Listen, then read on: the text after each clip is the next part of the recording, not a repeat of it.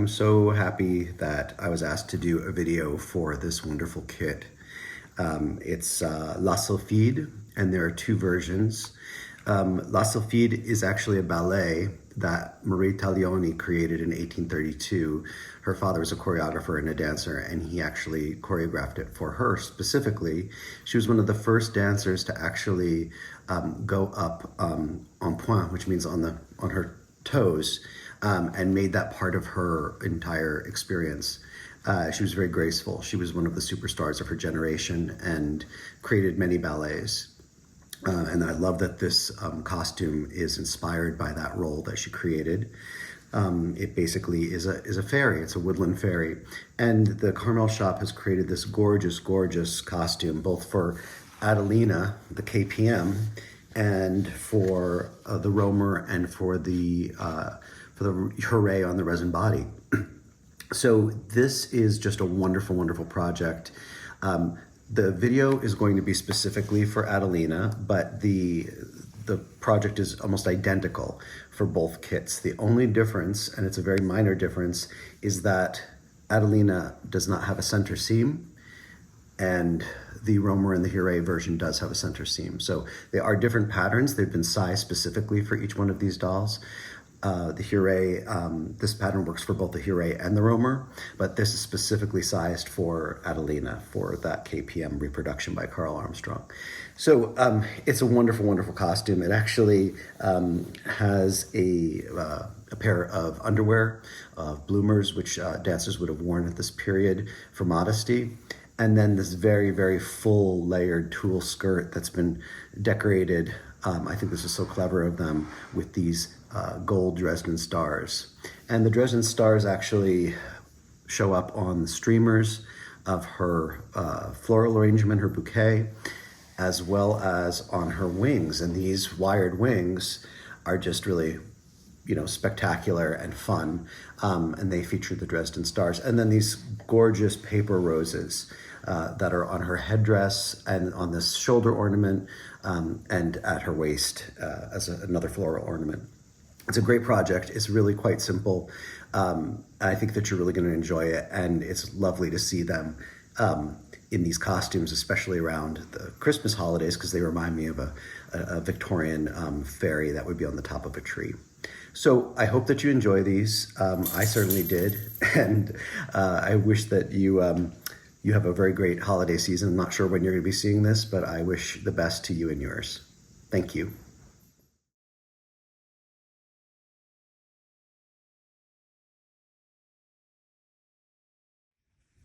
The first item we're going to be making for Adelina's Sylphide costume are her, I would guess you would call these her bloomers, or her underwear. The dresses were getting shorter, so this is for modesty. And as per other 19th century garments, it's going to be open in the back. It's also going to have drawstrings at each leg opening that can be used to tighten around her leg, pull it up a little bit, and tie a bow, because we really don't want to see these underneath the skirt. So we're going to start with that. It's very, very simple to make. You're going to have two front pieces and two back pieces. The two front pieces, you're going to create a French seam on them. And I think that this is if you haven't done one of these before, it's very, very simple. There is no right or wrong side to this fabric. So we're actually just putting it together. If it was a right and wrong side, it would be right sides wrong sides facing. I always get this wrong. And so what we're doing is we're creating a French seam. You're going to do one seam first at 1/8 of an inch seam allowance, and then you're going to fold it over. And sometimes you want to press that seam down just to give it a nice sharp edge. The iron's already heated up and ready.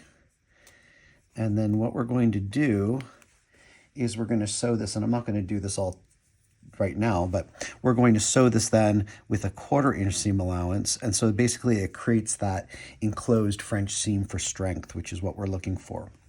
So that's going to be the front, when it's open. it's going to be like this. And this is the piece we're working on right now, this front.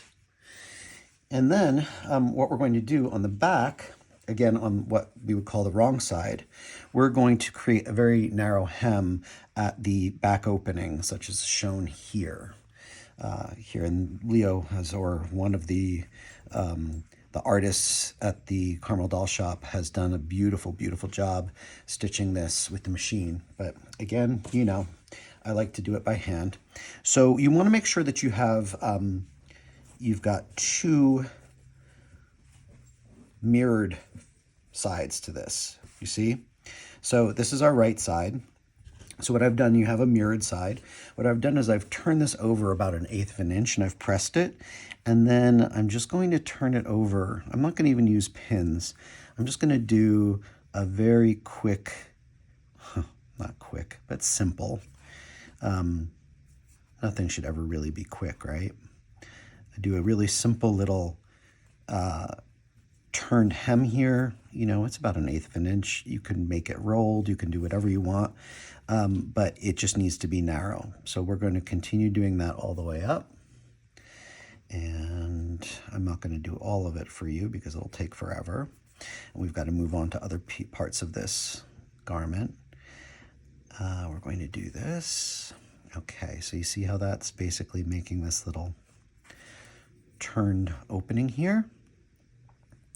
So I'm going to set that aside. We'll come back and finish that up. But what we also want to do is we want to, and let's see, I've made some marks on one of these pieces and I want to just show you. Okay, so I'm not saying that we necessarily need to do this for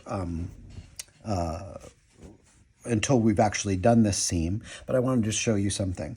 We're going to be doing a turn up, and it's going to create like a self pocket for casing, for the ribbon casing at the bottom of these. Now, you know, you're not going to be doing it exactly at the bottom, but you're going to be pressing it about 1/4 of an inch in. We're not hemming it yet.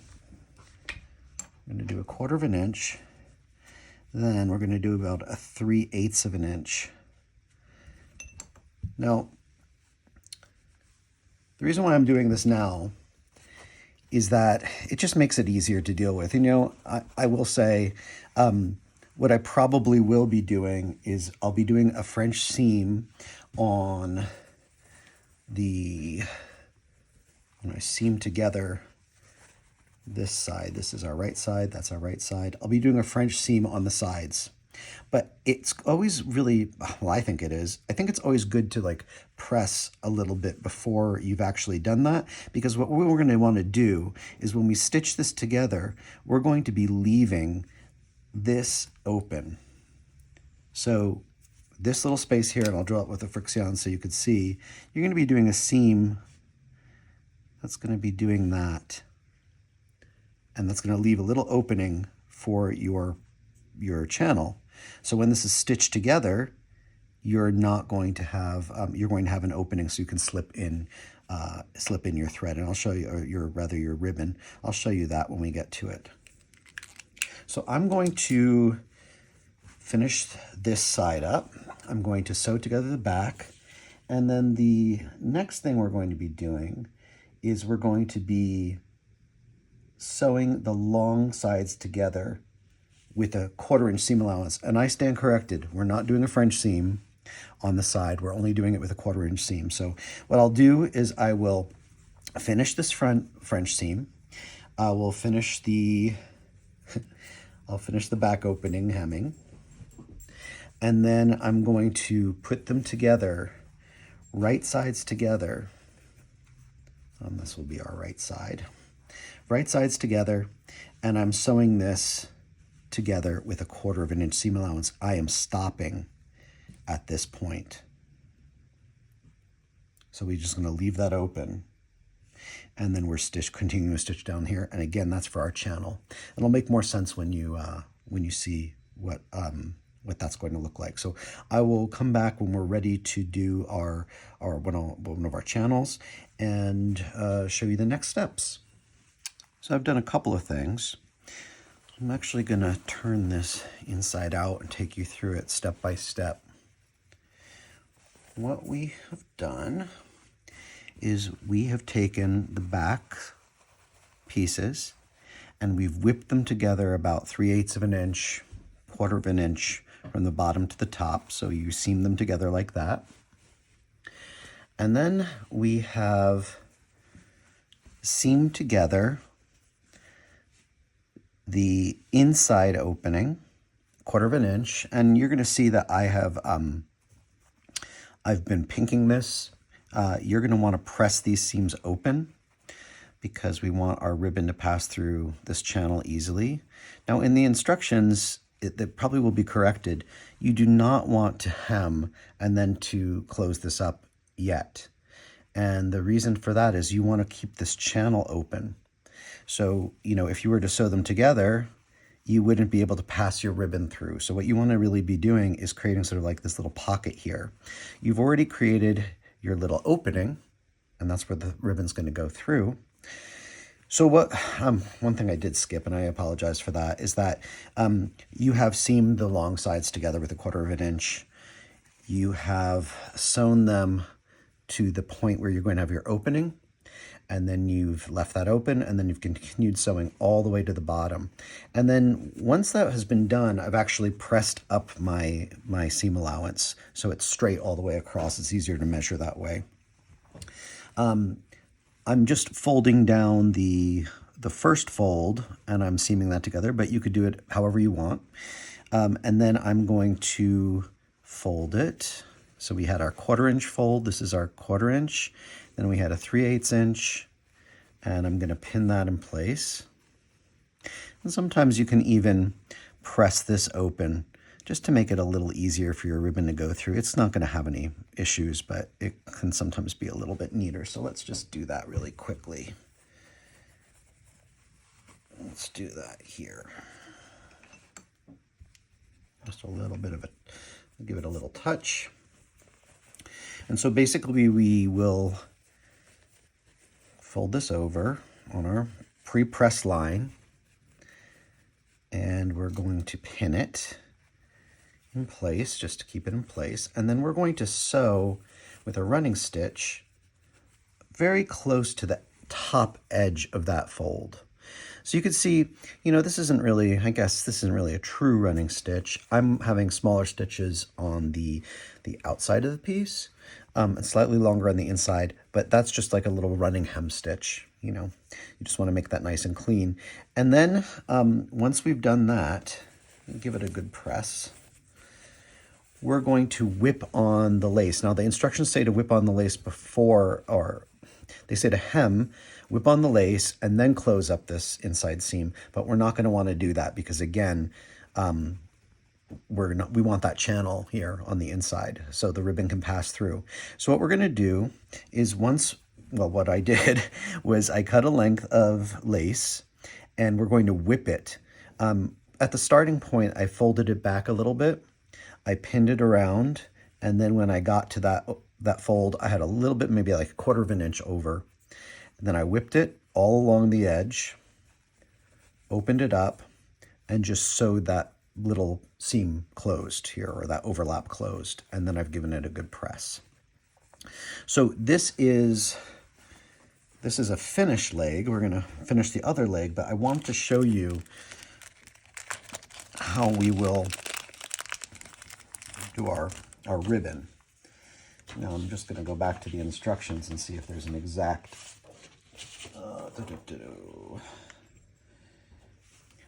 there's actually not a measurement for this, but we do want to make sure that we're going to press it nicely before and you're going to need this ribbon for other things, so make sure that you reserve whatever you're not using. So I would say probably don't cut it yet.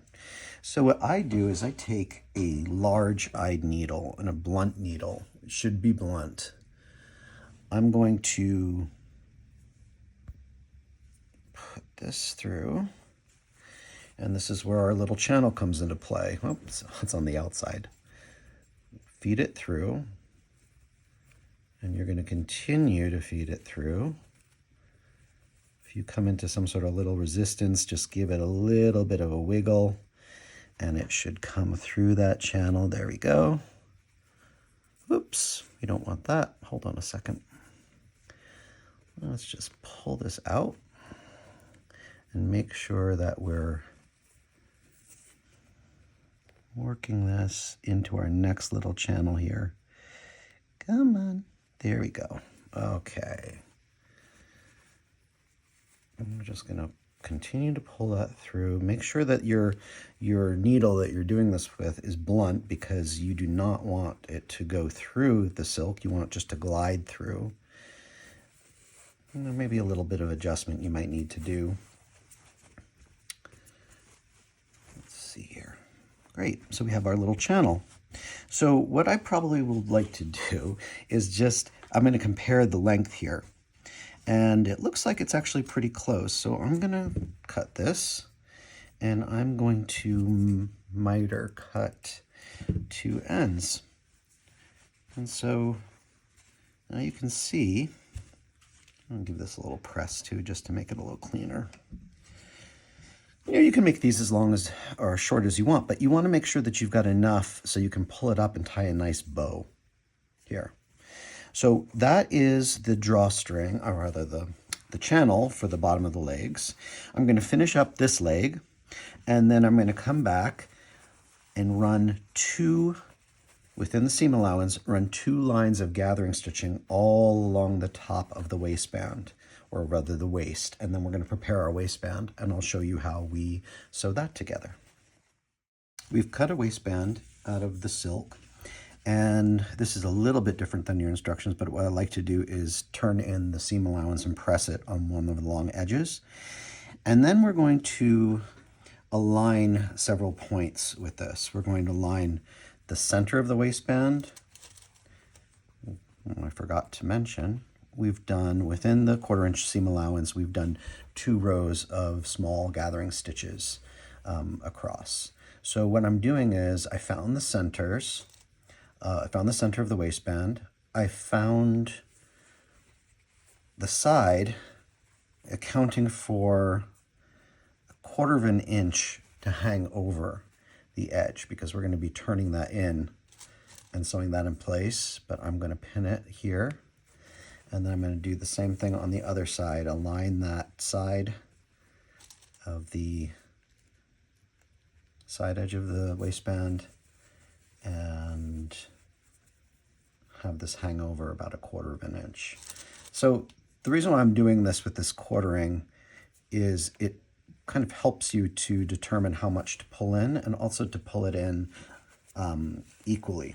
So I'm just going to start to, again, not pulling the thread, I'm working the fabric along the thread and gathering it up.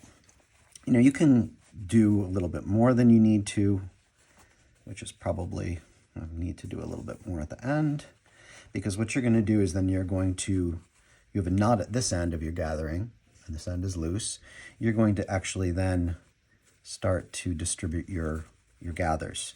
So within this area, if I want to have a nice gathering distribution, you know, I'm eyeballing a little bit. You could do this with a pin, or, you know, another, or like a needle, but you're just sort of like working your gathers so they are distributed nicely.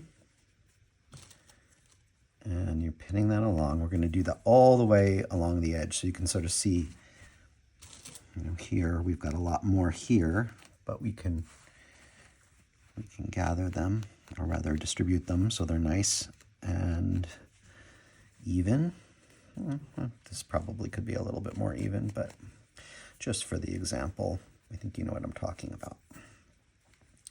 And we're going to pin that all along the top, aligning the raw edge of the top of the waistband.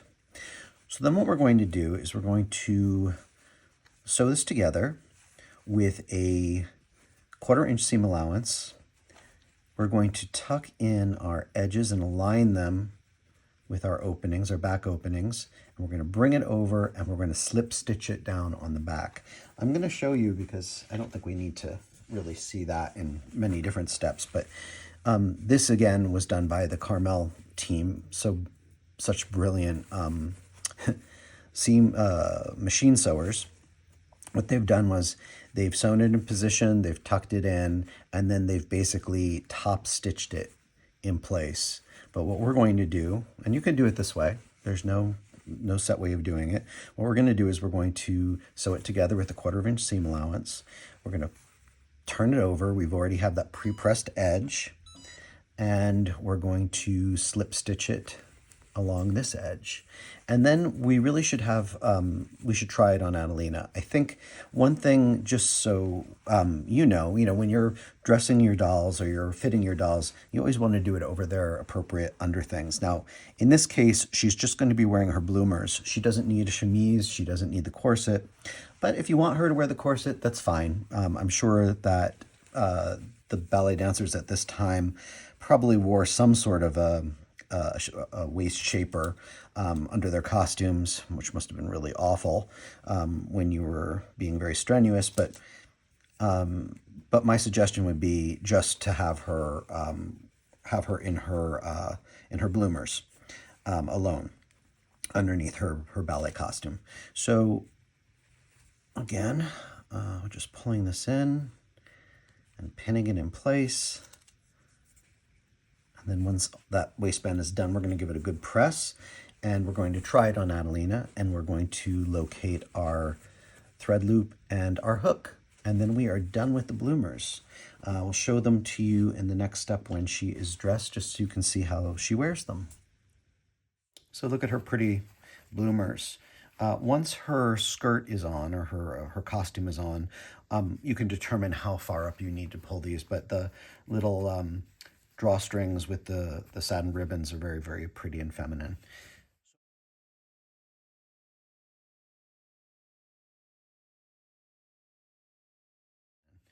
So we're going to move on to the bodice. And before we do, I just want to show you one of the finished bodices.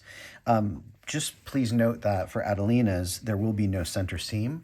This centerpiece will be cut on a fold, but pretty simple. I mean, it's basically a front, 2 front sides, 2 backs, and 2 back sides.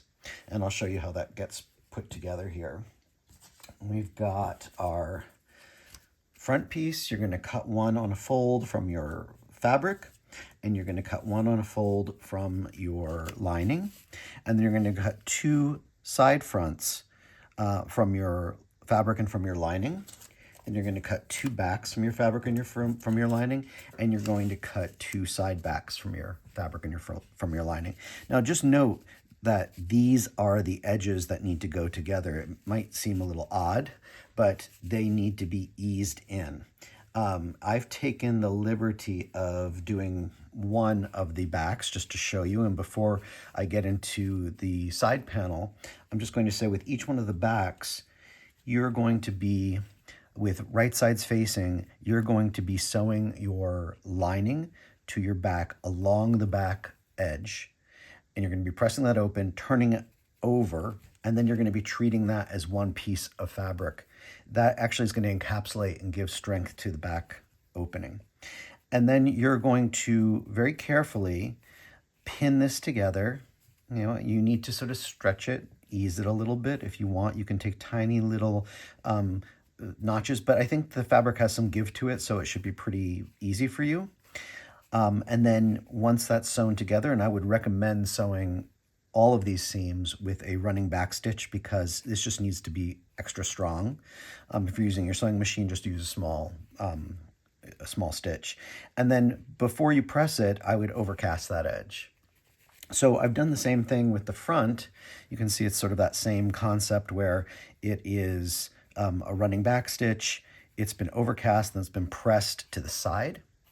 So this is basically half of a front and this is one finished back. So what we're going to be doing now, obviously I'm going to be finishing the other back. So we will have 2 backs and finishing the front. But what we're going to be doing now is, and I find it to be a little bit easier to do something this way, is we're just going to overcast these seams that are going to get pressed open. As you can see, these seams have been overcast together and pressed together, but these seams are going to be overcast and then pressed open. So what we're going to do is we're going to run an overcast, probably 1/8 of an inch away from the edge of the fabric, making sure that we're catching both the lining and the fabric. We're going to do that at the top, and we're going to do that on the side, and we're going to repeat that on the front and on the side. You know, at this point, you probably could baste together the neckline if you want, but I don't think it's probably going to be that important. This fabric works really well, and these are small pieces. They work really well just with pins. So I'm going to go away and continue to put these together. Once I've sewn the sides and the shoulders, I'm going to show you what that looks like, and then we're going to move on to the next step, which I believe will be the piping that will go around the neckline once this is one piece. As you can see, it'll look a little bit like that with the fold. So we're going to be doing piping around this neckline, as you can see on the sample. So the bodice has been put together. We've sewn it, the side seams, we've pressed those open. And then what we've done is we've turned in and pressed the bottom of the bodice. And what we're doing here is we're turning it over and we're pressing it. And don't worry too much about this point. I'll show you when we come to that point. It's not going to be an exact point, but it's going to be as pointy as we possibly can get it. We're basically attaching a cotton tape to the bottom of this. So we're going to be pressing it, and then slightly below that fold, we're going to be running a length of cotton tape, and we're just going to be sewing that to the bottom with running stitches, and we're going to do that on both sides. Now, I haven't mitered this at all up here because I'm trying to still, figure out the best way of doing that. I think it probably two separate pieces is probably the best way. And I'm even thinking that maybe if it's sort of folded in and down, that might be a kind of a cleaner point than we would get. So just so you know, this is not Adelina's bodice is a little bit different than the bodice for the Huret and the Rohmer. Those have a facing at the bottom of it. That will be in your pattern piece. So don't worry too much about that unless you're making the Huret, the Rohmer outfit. And again, the only difference there is that they have a center seam and that they'll have this facing at the bottom. But the rest of the pattern will be exactly the same steps and stages. So we also have taken our bias that's already been pre-cut for you, and starting at one end, we have inserted our cotton cord, and we've inserted it closer to the top than we would center it. So what we're going to do is we're going to insert it, fold it over. That's approximately, you've got, about 3/8 below. And you're going to stitch it very, very close to the cotton cord. So after you're done with that, and you're going to want to, as you're doing it, you're going to want to be sort of gauging the length of this. What I actually did was I started to pin. And when I got to the back, I adjusted it a little bit, and I think that this is going to be the length that we need. And then of course, it's just pinned in place right now. I haven't sewn it yet. But you can see here that it's been stitched with a little, that's not a tight running stitch close to the cord. But what we're going to do now is we're actually going to back stitch along that line because we want this to be really, really a tight cord. And when it's done, it's going to be folded in.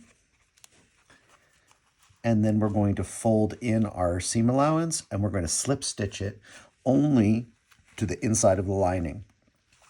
So when we get to the bottom, what we're going to do is we're going to do sort of like the same thing. We're going to fold it in, and we're going to slip stitch it only to the lining.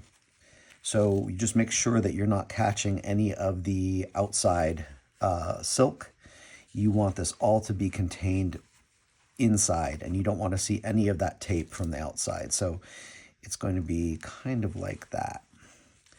And then when we get to the point again, what I think my preference might be is to maybe just do one side, fold it down, and then do the other side.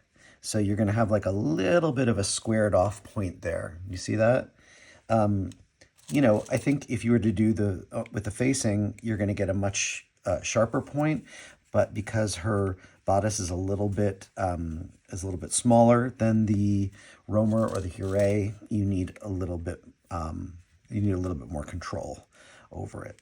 So I'm just sort of like, you know, it's always good to pin things or to base things just so you can see how they might look before you actually start to sew them. And I think that this is going to be what we're looking for. Once that is all sewn down, you see that comes to like a nice little blunt point. Once this is all sewn down, and I'm actually going to tuck this back, it'd probably be a good idea before you do this to try it on Adelina and to see how the back fits. I think that it could come in a little bit, and that's why I've taken it in on this side, because I think that it feels could be a little bit snugger on her. So we're going to sew this down with a slip stitch again, only making sure that we catch the lining. And then we're going to sew along this edge of the piping with a back stitch, so it's nice and strong and tight. And then we're going to turn that to the inside, and we're going to turn under the seam allowance, so we're going to slip stitch it only to the lining. So I'm going to go away and do that. I can show you again what that is going to look like on the inside. This is machine stitched beautifully, but we're again doing this by hand. You can do it by machine or hand, whatever you prefer. But again, I'm doing it by hand. So, you know, take your time. The file is actually quite thick, and you really just want to make sure that, you know, it's as firmly stitched as possible, because this is going to be pulled rather tight to her bodice. So we'll continue on this and come back and show you the next steps, which will be the sleeves. So the the bodice is done. We'd have to do the sleeves and basically do the back closure, which is going to be simply laced up, but you can see how the piping has been applied to the neckline and it's been turned over. I've actually tried to be as tight as possible around the shoulder seam because we have to attach the sleeve here, and we just don't want all that bulk there. So I've made it a little narrower. You know, try to make this, I guess, as the turnover as narrow as possible, because this file is kind of heavy and you just don't want it to be so bulky. And then just to show you how the bottom turned out, we had pressed in all the edges except for this corner, because we dealt with that a little differently. And then we, on the right side, we sewed above the fold, we sewed the cotton tape, and we did in two pieces. So there's a piece that was about here, there's a fold over here, a little bit of fold over here, and then we had another piece that was about the same size. So we sewed that down with a running stitch, we folded it to the inside, and then we slip stitched it to the inside only from the lining, so we don't want to see any of those stitches on the outside. And I should have said we also did the same thing with the neckline piping. Then what I've done is I've actually I've done a overcast around the armholes just to keep them neat, this phrase a little bit, and also to make it easier when we put the sleeves in. So the sleeves are what we're going to do next. You're going to have be cutting 4 identical pieces of this tool. You're going to be layering 2 pieces together, pinning them together, and just so you know, it's probably self-evident, but this is the top, this is the bottom. So what we're going to do now is we've run 2 rows of gathering stitches within the seam allowance at the top and at the bottom of the sleeve. And now what we're going to do with this sample is we're going to pull in the gathers on the bottom, and we're pulling these gathers in. I'm just going to, pull them in perhaps as tightly as I can first. And also, just one thing, when I do a gather like this, I don't always start exactly at the edge because you don't want that bulk there. I start probably like 1/4 of an inch in. So the idea here is we're going to gather this to fit the bottom of the sleeve lining. So what I'm going to do is I'm going to, let's see, which side is the right side? Okay.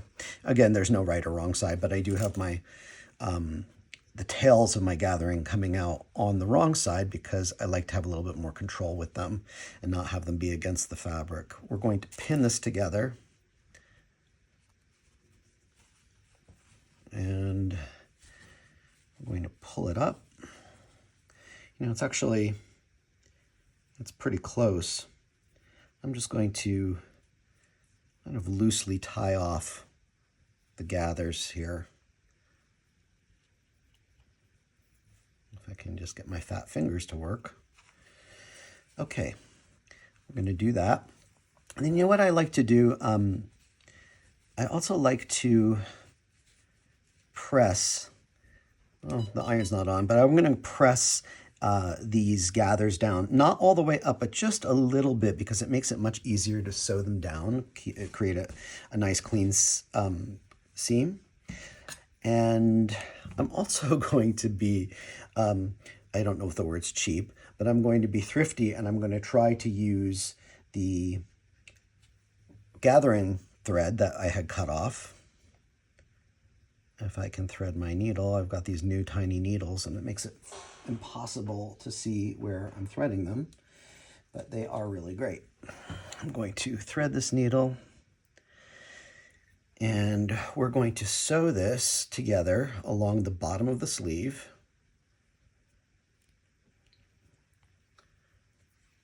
And this is really a nice technique because it gives this like nice fitted inner sleeve and then this sort of beautiful poofy outer sleeve. So I can't really wait for the iron to warm up. I'm gonna do it like this. I'll probably do, let me just make sure that you're keeping your gathers away from that side seam because you want that to be nice and clean.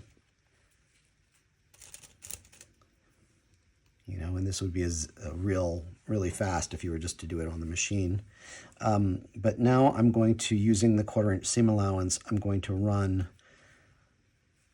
I'm going to sew this together and I'm going to do it with a relatively small stitch because we want it to be a good tight seam. And I'm not going to do all of this, but I'm going to show you what the next step on this will be. There we go.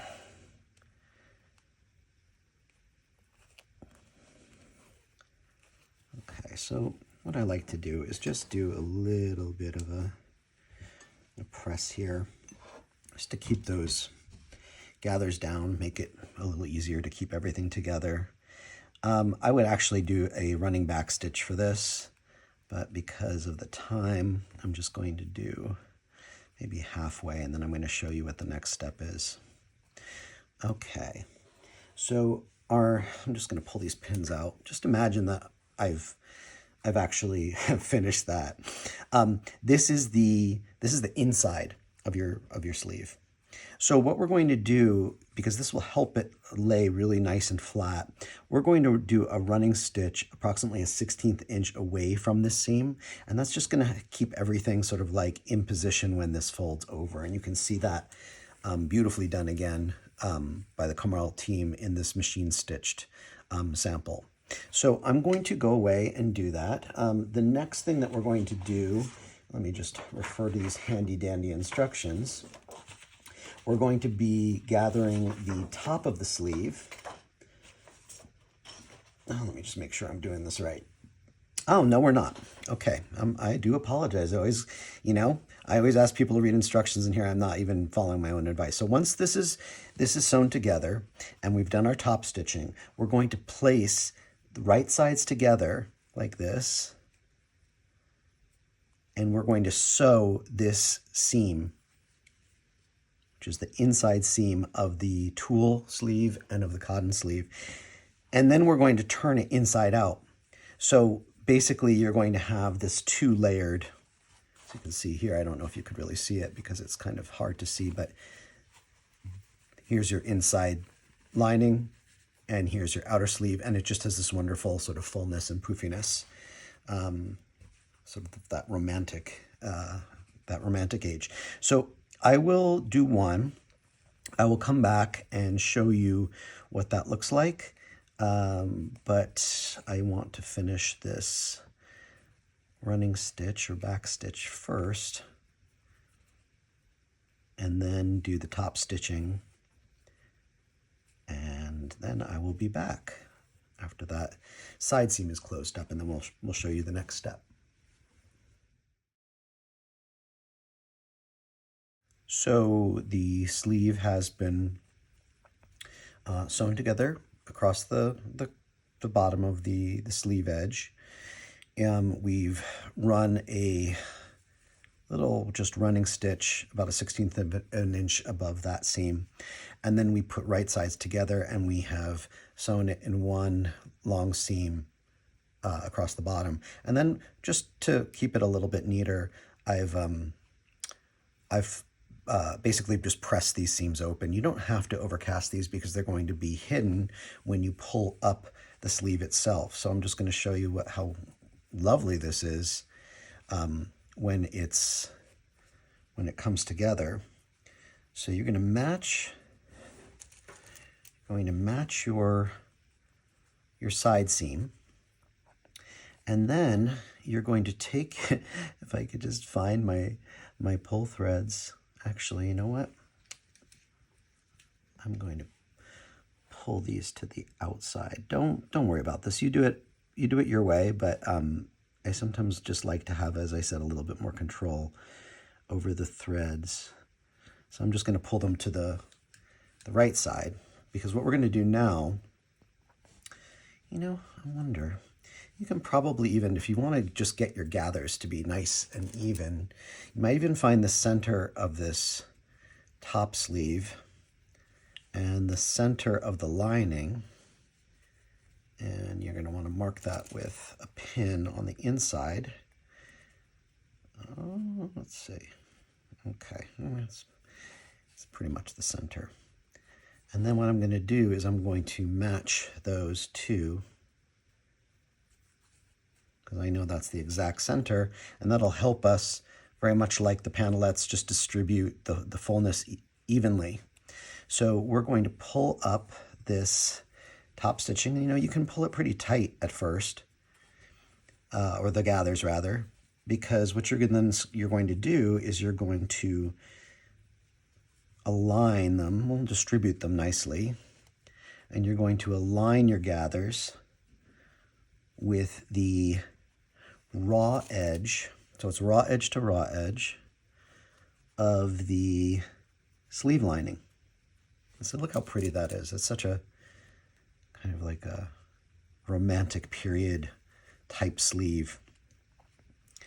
You can tie this off if you want, but I think, yeah, maybe I will just give it a little tie off so it has a little bit more control here, like we did with the bottom. Well, I don't know about you guys, but I am having a hard time seeing same color on same color. I know when I did the class for Adelina's Scottish costume, that seemed to be a general complaint about sewing black on black, and yeah, I'm sorry about that, but it is difficult to sew white on white. And I think if you see in the instructions here, they've really cleverly done some of those instructions, put a little black line over things so you can see where that stitching line really is. You're not sewing in black, of course, but it actually will just give it make it nice and easy to understand. So we're pinning this raw edge to raw edge, and then what we're going to do within the seam allowance, so probably like right on the edge, we're going to baste these two together. And look, this is just so charming, such a pretty effect. And then what we're going to do is, where is our where's our bodice here? What did I do with that bodice? We're going to find the center of this, and aligning the center with the shoulder seam, we're going to sew this in place. And, you know, there's a little forgiveness here because you've got so much fullness, but, you know, it should fit really well. If you find that the sleeve is actually a little bit too big for the arm opening, you can always run an easing stitch around it and pull it up a little bit, but it should just work perfectly because their patterns are generally really perfect. So I'm going to, I will finish the sleeve, finish the other sleeve, and then what we're going to do is move on to the underskirt, rather overskirt of this costume, which is actually sewn into the bodice, as you can see here. Very, very simple. Look, there's not even a hem on this this cotton tulle, which is just wonderful. It's a wonderful material to work with. So I'm going to go off and do that, and when we come back, we will move on to the overskirt.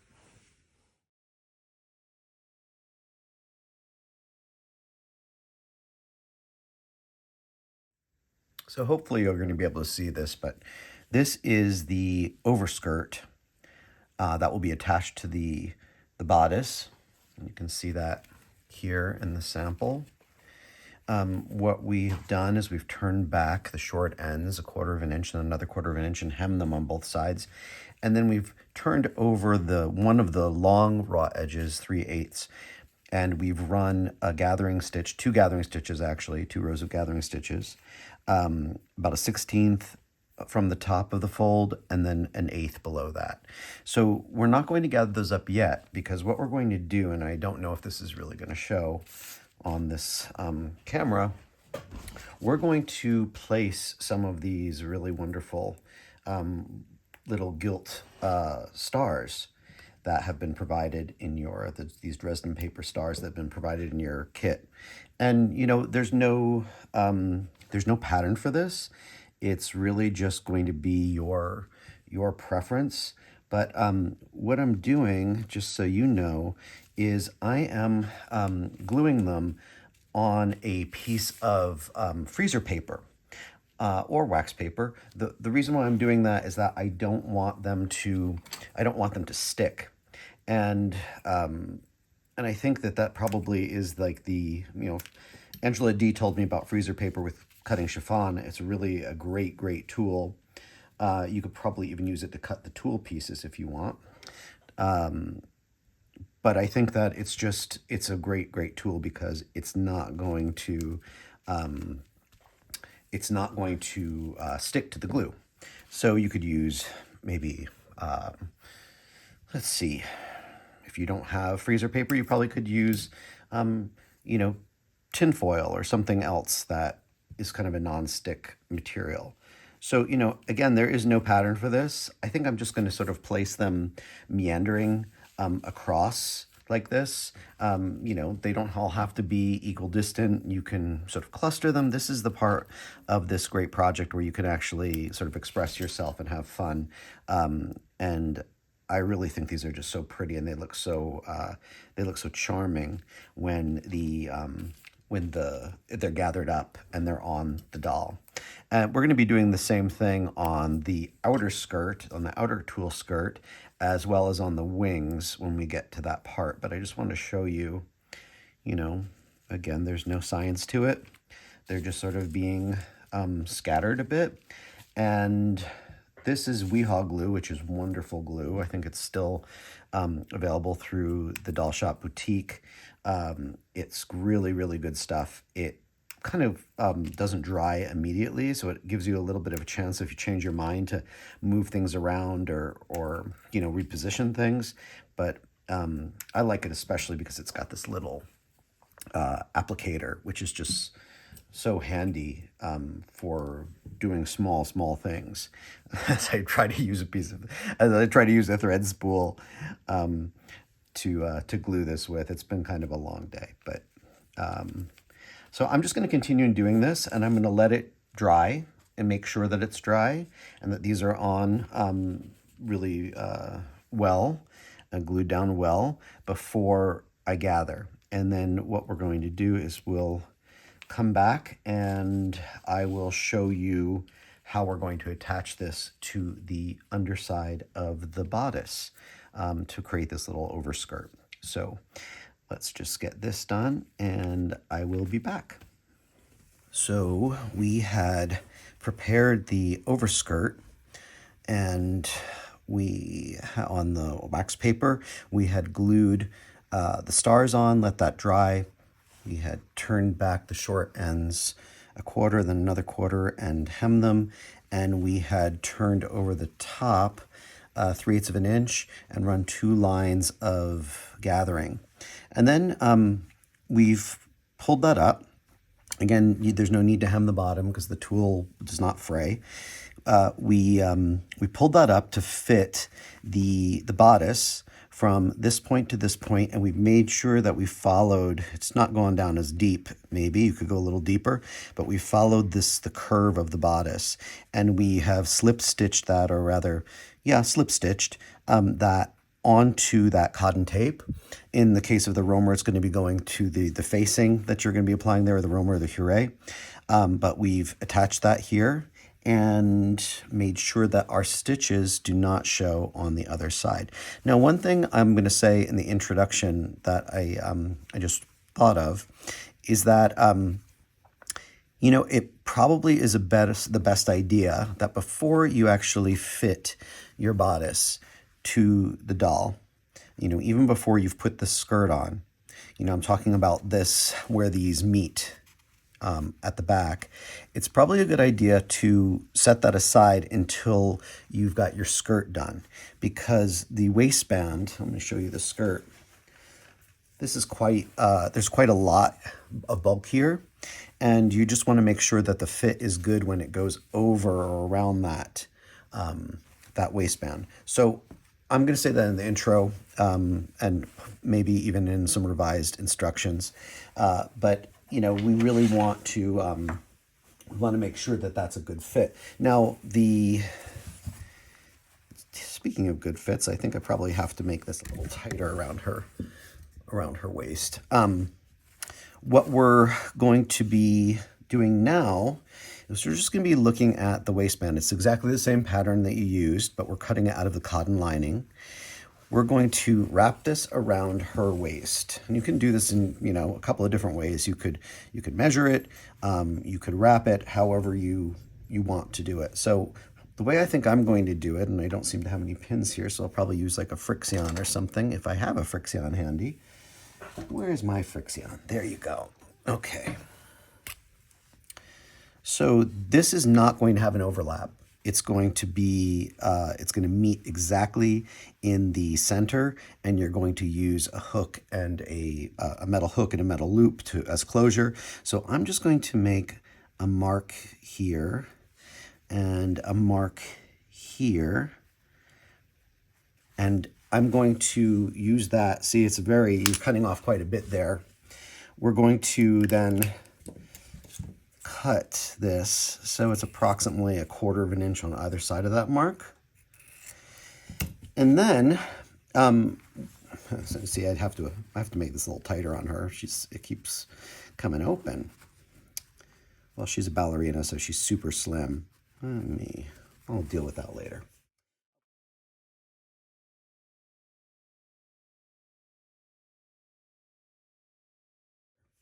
Okay, so the skirt itself is 3 different components. The very bottom layer is going to be the silk. Your instructions say that you should hem it, turn up the hem 1/8 of an inch and hem it in place. Now, this actually, the piece that I actually am working with has, and the piece that you might get, but you know, it all depends on how it's cut, has a finished selvage edge on it. So I'm not going to, in this case, I'm not hemming it. I'm just going to leave that selvage edge plain like it is here. It's not going to unravel. And then what we've also done is on each short end, we've turned in 1/8 of an inch and then another 1/8 of an inch, and we've sewn that down, slip stitch that down, and then I've pressed it in again 1/4 of an inch. What we're basically going to be doing is we're going to be sewing on that pressed line and we're going to be stopping, I think it's about 3 inches from the top. And that's going to basically give us this nice finished edge for the silk. Now we're going to do that on both sides, and then we're running 2 lines of gathering stitches across the top. You can see, probably in your pattern it'll make sense too, the back, the top is the edge that actually slopes up towards the back on either side. So we've run 2 lines of gathering here. And then we've prepared the second layer, which is going to be just a plain tulle skirt. And the way that we've prepared that is we have pressed back or pressed in 1/4 inch on both of the short edges, and that's all we need to do there. Just want to make sure that when you press that, you're pressing it in on the same side on both edges, because what we're going to be doing here again is we're going to be seaming these together, and we're going to be seaming them on that press line, stopping about 3 inches from the top. So you're going to have a nice clean seam here. And because this is tulle and it doesn't fray, we're not doing anything to treat that edge.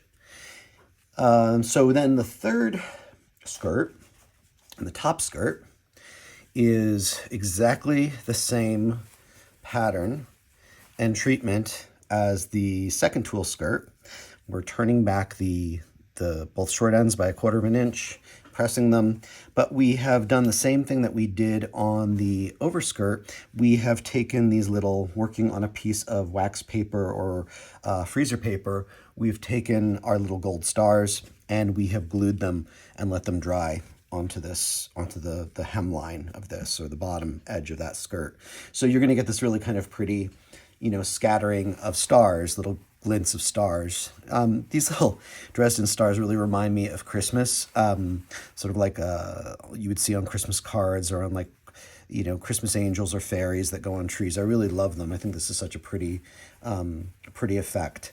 But you can see here, these are each seamed together separately. And when we've got all of our gathering done and we've pulled it up to fit our waistband, I'll show you how these layers get put together. But again, very simple. It's going to be, it's a very simple construction. And this is the slightly larger version for the Huret and the Rohmer. But as you can see, there's no overlap. It just will meet like this at the back. So we're going to, I can actually perhaps even get started pulling in. We've got a lot, you could see, because she's got such a tiny waist, pulling in the gathering. And again, not by pulling the thread, but by working the gathering along the thread, or rather the fabric along the thread. And I would just really pull it up. You're not really measuring it yet. You don't really need to find your center. If you want to mark the centers, that's fine, but this is going to be quite a tight gather, so I don't think we're probably going to need to worry about distribution of the gathers as much as we would if there was a little bit more. Yeah, so, and this loves to fray too, so you might want to just give it a little bit of a clip. Get rid of some of these dangly bits. Okay. So I think this can be pulled up a little bit more. I know that Cheryl Williams has this great trick or tip where she puts of course I don't have pins with me. I'm just going to use a needle. She puts a pin in, and then where are my threads? Then she wraps a figure 8. Of course, she's so much more accomplished at this, doing this quickly, and I have such fat fingers. So she's pulling a figure 8 here. So that basically kind of holds the threads from going anywhere. I mean, you can do it as many times as you want, but it just enables you to work with it and not worry about it sort of coming open. So, I can sort of guesstimate that, and I can redistribute the gathers, that I need to pull this in even more. And this one I might be able to just tie off because we can control the width from the other side. And I'm just gonna, with my little chunky fingers. I try to just do a quick knot here.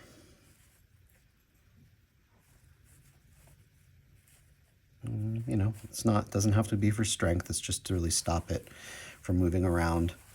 And then do my measurement. Yeah, so that feels like it's pretty good. So I think that what we'll do is we'll just redistribute those gathers a little bit so they're a little bit more even across the top. You know, and again, you can quarter this, you can do this however you like to work with your skirts.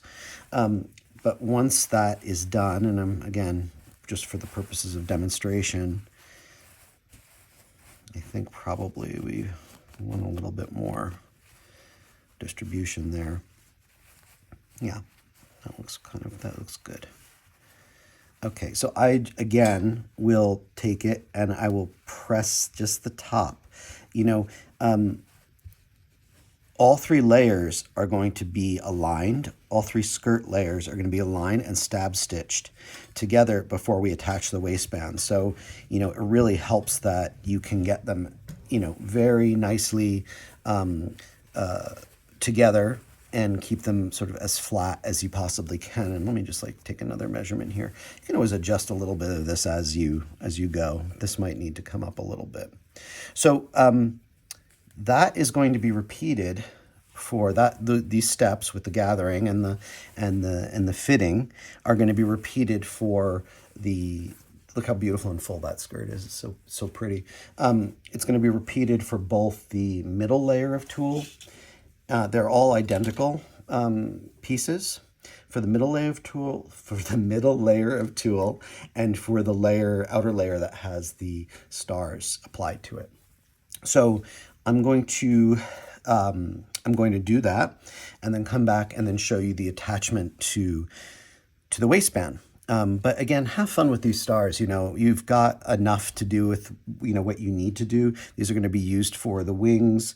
They're also going to be applied to some of the streamers on the bodice flower treatment. So, you know, you've got enough to do whatever you want. You know, when I'm looking at this, I'm thinking, oh, maybe I could have done even less because, you know, the skirt is so full that they're sort of like disappearing in folds, but it's up to you. It's just, this is the effect, and this is where you can customize and be artistic. So I will come back when our skirts are gathered and ready to be assembled. So I probably should unpin this just to show you how this has actually come together. So there are three layers. There are three skirts. The first skirt is the silk. The second layer, they're all exactly the same size. The second layer is just the plain tulle, or rather maybe we should call this the middle layer. And then the top layer is the tulle that has the Dresden stars glued to the hem. We aligned all basically we pulled these all in to match the waist measurement that we took. And again, I see a little thread here. Again, this will be meeting. This will not be overlapping. This will be meeting directly at the back. So just make sure that it's a nice, relatively snug fit. And it actually will be covered by the back of her bodice that has the overskirt on it. So we stab stitched those, we aligned and pinned, and then we stab stitched those three layers together just to hold them together. And then we sewed on our waistband like we would on any waistband. We've measured the waistband as I think we did in the previous video, and basically have sewn it down. And you might have to do sort of like a stab stitch for all of this because it's quite thick. It's going to be kind of a bulky. This is a little bit of a bulky waistband because there's so many layers, and that's why we really just want to fit the bodice after this has been put on. But I want to show you. The last thing we're going to do is we're going to be closing up the back layers, and there, as we said, there are three layers. I'm going to do these from the top down because I think that'll probably make a little bit more sense. So do you remember when we pressed back the 1/4 inch on this tool? Well, we're going to use that pressing line as our stitching line. And I believe this should be about, on Adelina, about 3 inches. We should leave about 3 inches open. Yeah, that's almost exactly 3 inches. So what we're going to do now, let's see if I have a needle threaded here, which would be great. Oh, we do have a needle threaded. And it actually has a knot in it. Wow. We're going to be sewing on that line. And so, again, because this is tulle, there's no need to finish the, of course, I'm not even stitching in the line because I'm blind as a bat. But it's okay. We're going to, you can course correct as you go along. We're going to stitch this down, or stitch this together rather, on that 1/4 inch seam allowance. And as I was saying, we don't have to finish the raw edges of this tool because it will not fray. That's what makes this cotton tool so beautiful to work with. So we're just doing a little running stitch here. And I just want to show you on one layer what that's going to look like.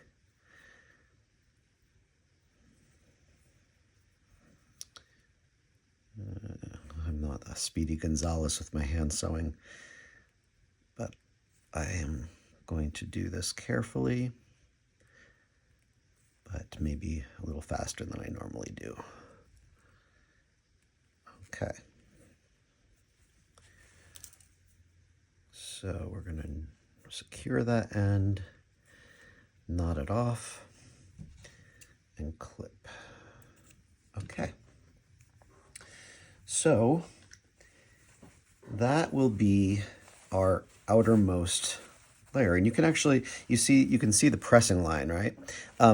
You can press this open again just to give it a nice crisp press, which I think probably would be a good idea. Let me just do that quickly.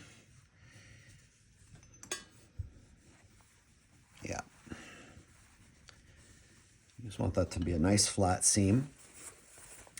And then we're going to continue with the next layer. So notice that when we've done this, we're bringing it to the right side. We're going to do the same thing with this middle layer, and we're going to do the same thing with the silk layer. Of course, we just want to make sure that we're working with our right sides to right sides, starting from the hem. You know, the tool will be handled exactly like the first layer. The only difference with the silk is that we've hemmed the edge so it doesn't fray, because the silk frays a lot, but we've still pressed it in and we have a stitching line there. So you're going to do exactly the same thing on the tool as you did on the first. The only difference here is that we've already pre-hemmed these the short ends, but we're going to be sewing it to the same opening dimension, which I guess is 3 inches from the top. And then we're turning the entire thing out and adding our hook. I'll show you the sample garment, which might make a little bit more sense. The sample garment, this is inside out, will have a hook and a metal loop to hold it. And as you can see, it's basically just butt joined there, or butting up against each other. So that is the skirt. We are going to finish that up, dress her. Then we're going to move on to some of the finishing touches on the bodice. And some of those finishing touches will be creating these wings, which we're going to be doing with wire and tulle. And we're adding little Dresden stars to them. And interestingly, we're going to back up those Dresden stars. So you really don't see them. You know, if you see the top of the wing, there's a star on either side. And when we sew them on, we're going to be covering our stitches with a little clump of rosebuds, 3 rosebuds. And then there's 2 other pieces, floral decoration on the bodice itself. One is going to be at the waist, and then we're going to do another one that's going to come over the shoulder. And that one can be sewn on. It can be anchored here, but it's really supposed to be just flow over her shoulder in a very sort of artistic way. So I will finish the skirt, we'll put it on her, and I'll be back and we'll start to work on, I think we'll work on the wings first, and then we'll do our floral decorations for the bodice. And then the last thing that we'll do is the head ornament, which is a beautiful wreath of roses with tulle and ribbons.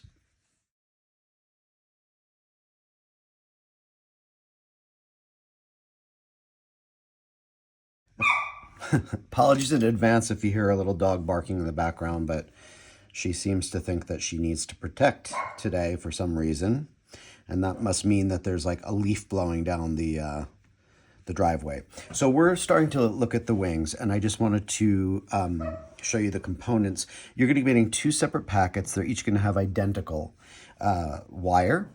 And this little, this great little tool that actually is going to serve as the wire connector for the two pieces. So if we look at the sample, you'll notice that the wings are a little bit of a different shape, but I think this is probably, you can make these any shape you want. This is just a pattern, just to give you an idea.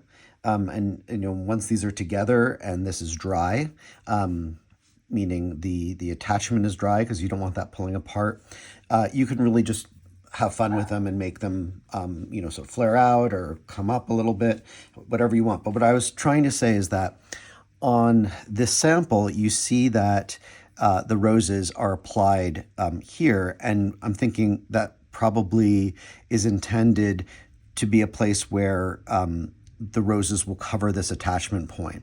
So just when you're putting those together, just sort of think about where your attachment point is or where your roses will be, and then you can determine where you're going to have that attachment point with this piece. So this is kind of the wires is quite firm. It's easy to work with, but it just needs a little bit maneuvering and coaxing. Again, this is a sort of a sample of what the wing shape should be. But, this is your creation. You can have some fun with it. So what I'm actually doing is I cut this a little bit shorter than we're probably going to need. So you see, like, there might be like 3/8 missing from here. And the idea is that the 3/8 is going to be taken up by this, because this wire is a little bit tricky to put into the that connector, because the wire is quite thick. So what I'm doing is I'm removing a little bit of the cotton covering. Let me get rid of these scraps from the side of the wire. And I'm going to take, again, this doesn't have to be perfect yet. You're going to have some time to work with it. I'm going to take some glue, and I'm going to fill up one side of this, and I am going to insert the wire. And, you might want to hold it a little bit just so it has some purchase, and we're going to let it dry. So I'm going to do the same thing with this other side. Let's see here. Yeah. And this is all going to be covered with the tulle. So, don't be so entirely concerned about, these two matching yet, because once they're dry, again, you can work with them, you can form them. So you'll note that, let me just cover this glue up so it doesn't dry out. You'll note that on this wing pattern, what I've done is I have cut approximately 1/8 of an inch additional around the wing shape. And the reason for that is I want to cut the tulle a little bit larger than the wing. And the reason why I want to do that is that when you're, and I'll show you this probably in the next segment after these are dry, when you're whipping the tulle around the wing shape, you just want to have a little bit of an overlap. So you're basically creating that sort of like, that little overlap there. You can probably do it a little closer to the edge if you want. I don't think that's going to hurt anything. I just think that for me, I like to have just a little bit of wrap around here. I think that this one probably has a little bit of wrap to it too, maybe not as much. So it's really up to you. I like the idea of having a little bit of wrap. Once these are dry and I've started to whip this around, I'll come back and show you what that looks like. Maybe I'll actually do one and then come back and show you how we apply the stars, because I think that that's kind of fun. So you'll see it's a little bit over. So as you start to whip it around, you're just going to make sure that you maintain a little bit of that overlap hanging over the edge. So you can actually, stretch it as you're going around. You're going to be stretching it so it becomes taut. So I probably would start at the top once these are dry, go around, all the way around, and just like continually like pulling it and tightening it as you're going along. So it's a nice tight overlap. So I'm going to let these dry because we don't want to work with things when they're wet, and come back and show you progress on the wings. So the wing forms connection has dried, and we can start covering them. So what I've actually done is, as I said, I've cut the tool a little bit larger than the wing form, or than the wireframe. And what I'm doing is I'm not so much wrapping the tool around as I am stretching it, pulling it, stretching it so it's nice and tight and taut, and then just sort of working my way around it with a whip stitch. I think, the idea here is just to get this, like, I kind of keep thinking about a tennis racket, how tight a tennis racket is. Just trying to get that taut as we're going around. But I think also where you've got just a little bit hanging over, it's much easier to wrap that around, to catch it and wrap it. I don't think you can see my hands, apologies, but you're sort of doing that. But when, this tool has some stretch to it, which is great. So what I'm doing is I'm actually stretching it a little bit more as I'm going around curves and such. And see, there's a little bit more hanging over the edge there than we probably want. What I'm going to do, or what I have been doing, is where I have that situation, let's say I've reached a point where I can stop. Let me just make sure this is... Yeah, let's just go around this curve and then I'll show you what I'm talking about. See, there's that little bit hanging off. You just want to make sure that you're doing this relatively tightly. Okay, you see that little bit that's hanging off there? So what you can do is, with a very sharp little, like an embroidery scissors, is go and just trim it away from the edge.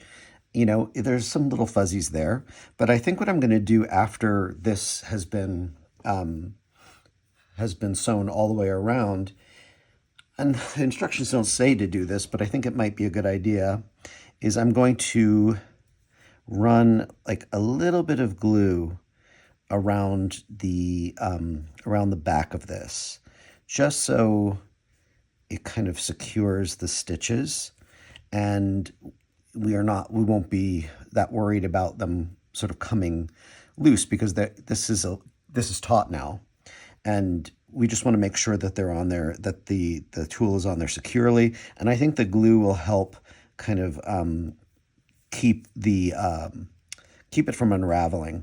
Just give it a little bit more of a hold there.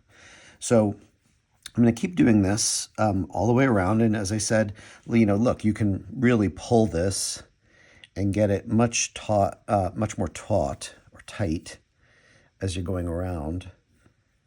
And it kind of creates this really pretty little theatrical wing. Can hardly even speak today. But we're just going to keep going around this. And I'll finish one, and one thing I should say, before you start to put the tool on, you do want to have this the shape, the relative shape of the wing as you would like it to have it for the final. And the reason I say that is that, if you start, let's say you want to bend this in or make it smaller, the fabric is going to start to bunch up, and it's not going to remain taut. So I think you really want to get the shape of the wing where you want it to be first when it's with the wire, and then you're going to go back in and you're going to do this all the way around. So it's actually kind of relaxing to do this. It's fun. So I'm going to finish doing this. I'll probably finish one, and then I'm going to try my glue trick on the back, and that's going to have to dry a little bit, and you might want to do that on the wax paper or whatever that paper that you used for the Dresden stars, to glue the Dresden stars. And we're going to be back and show how we apply the stars to this, and and how we attach it. We'll do one of them and show you how do we attach it to the back of the bodice, because we actually have to put the wings on and the floral arrangements, decorations on the bodice before we can actually lace it up and put it on the doll, because we just want to make sure all those things are in place and sewn down so we don't have to undo the lacing and etc. So I will continue doing this. I think it looks good, I think. And we'll continue doing this, and then we'll come back and show you the Dresden star step and the attachment. So we finished one wing, and you can see, I think in retrospect, I think on the next wing, I'm going to go around it twice with the whip stitch, just so it's really tight, because even though I've run a bead of glue on the back just to keep it stable, I feel like I want it to be a little bit more covered on the edge. So I think I'm going to do that on the next wing. We've also glued the Dresden paper stars on, and then we've glued them on the back just to correlate with the ones that have been glued on the, I guess, on the front of the wing. So you don't really see that white behind them. I think that's a really nice detail that they came up with for this costume. And then we've sewn it in position here. This is a suggested position. You might want to pin it and take a look at it. I sort of like how you can see the wing coming from below her sleeve, and I love how you can see a little bit of it peeking out here. One thing I actually didn't say, but Maria Taglioni, who originated the role of La Sylphide, was, if you have seen any original pictures of her costume, she had very, very tiny little wings on the back of them. I don't know how she could have flown in those, but I think this is just much more dramatic and really beautiful, this wing design that they've created. So we're going to actually now use our roses, and we're going to attach the roses to cover up that dark attachment point. And these roses come on millinery wire. And what you're going to want to do is, I think we're going to work with 3 of them. You can just basically take your wire snips or a very sharp little pair of scissors and open them up where they're bound with this. Oh, don't stab yourself like I just did. You can open them up here. It's a little tricky. I don't want to tear all this out, and I don't want to stab myself in front of you, so I'm going to do this facing away from myself. Or you can always take a little X-Acto blade. See, that did the trick. The X-Acto blade was the trick. And then this little paper piece will just come out. So I think that these are really charming little roses. I think you could either sort of create a as it's shown in the sample garment, You could create like maybe 3 of them together, sort of, by winding the tape around, or rather the millinery wire around, the floral wire. You can make a little arrangement. I think that that's really charming the way that they've shown it in the sample. So I'm going to see how we can maybe approximate that. Yeah, that's very pretty.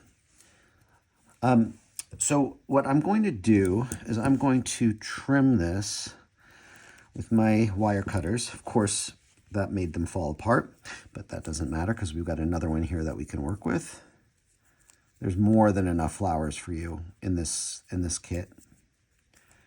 And yeah, I think that's pretty. So, you should really sew these on to the back. But I think that, yeah, I think I'm probably going to sew them on right through the center of the millinery wire. You could probably also glue them. I'm a kind of a big proponent of glue. If you're okay with it, I'm okay with it. I think that it kind of could be maybe a little bit more stable if it was glued down. So if we are going to glue it down, and again, this is your decision, however you want to do this, I would apply glue to each of the sides of the backs of those 3 blossoms. Put it in place, and then this great little clamp from the boutique. You could probably even use 2 clamps if you wanted. These are so handy. We'll keep it in position as it dries. The other thing that I want to say, I keep forgetting, again, it seems like every day is a long day around here. You can actually bend your wings a little bit. So what I've done is I've gently bent it so it sort of curves up here, and so it curves out at the bottom. And they've done that in the sample garment, which I think is really charming. It gives a little bit of movement. So I'm going to complete the other side, other wing, and attach that. And then what I'm going to do is I'm going to show you how to make the 2 floral trims that are on this costume. One of them is going in the front, and the other one is going to be wrapped around wire. Now, you had 2 pieces of wire and 2 of these sort of attachment grommets here for your wings. Those are going to be in separate packages. What this is the wire that you're going to need for the long floral arrangement, which is going to go over the shoulder and down the back. So this is going to be quite rigid. So you're going to have one that's going to go over the shoulder and over the back. This does not need any wire. It's just you're using the floral wire. And I think it's probably like that. I'm going to have to take a look at the photo and just see how they've arranged this. But we'll show that to you. And then the other piece of wire is for the headdress, which will be the last thing that we do. Probably we'll show you how we lace up the back in a later step. But this is for her little coronet of roses with tulle trim and ribbon trim. So let's... I'll come back when the other wing is done and this is dry, and we will continue with the project.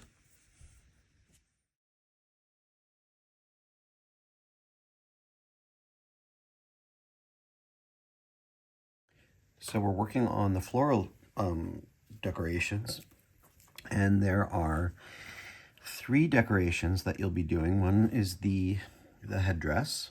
One is going to be placed on the front of Adelina's dress, and the other one is going to go over the shoulder. So I'm going to actually just show you a little bit. I've already been working on this one. You've got a lot of paper roses here, which are really just wonderful to work with. And, you can put on as many as you like or as little as you like, but really the idea is try to cover as much of the wire as possible, because you really don't want to see that when she's wearing it. the wire is just the support. It's not meant to be visible. So, you know, as I'm looking at this, I probably will want to fill in some areas. I'll show you the one that the Carmel team did. You know, look how beautiful, and sort of they've also created little tendrils with the wire. And there's going to be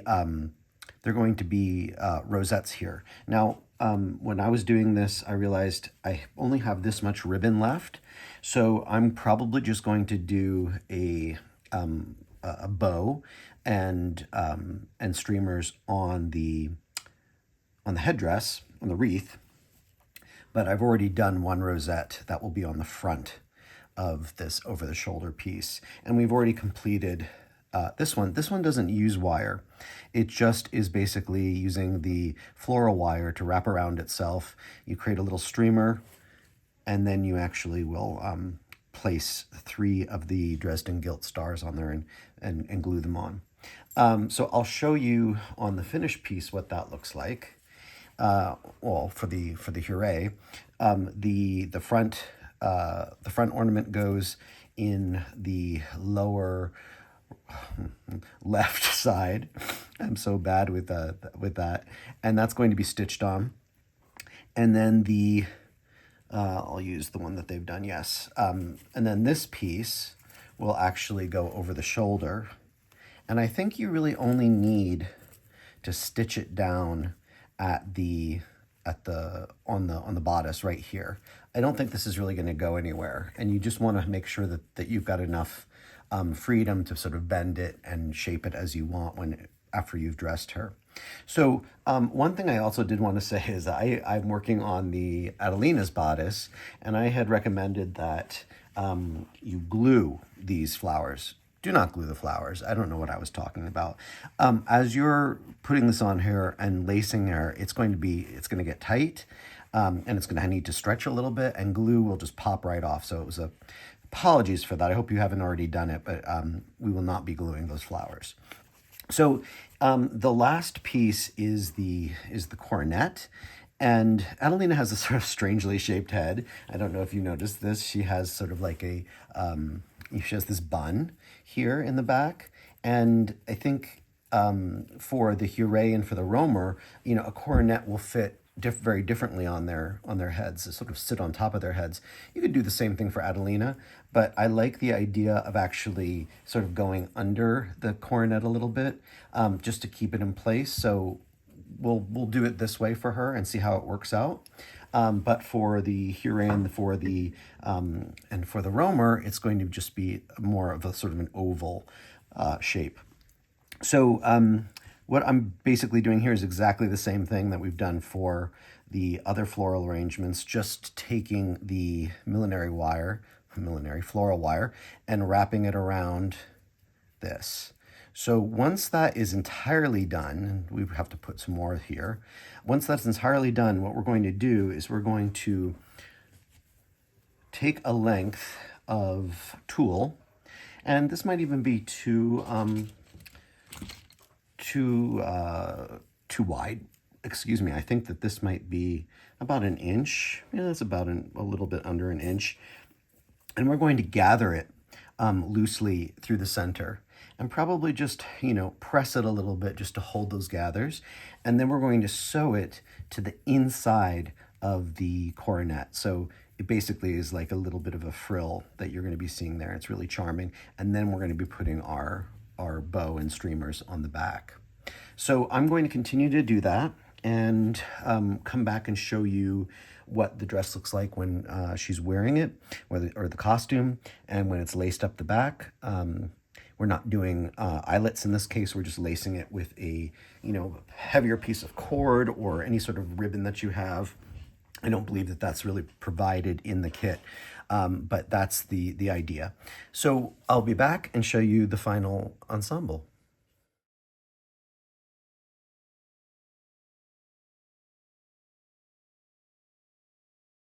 So here she is dressed. I'm not sure if you can see all of her in the camera, but really just, this is such a pretty design and so much fun to sew. I wanted to show you the back of the coronet and how we laced up the back. So, fit is really important on this. So again, I would say make your skirt first, make your underwear first, then your skirt, and then fit the bodice over the skirt, because the fit has to be really nice and tight. And there's a lot to go over here with all these layers of tulle, but just so pretty and feminine, and really just the perfect representation of the romantic age of ballet in the 19th century. So I hope that you enjoyed this. I did, and I can't wait to see what they come out with next. Thank you.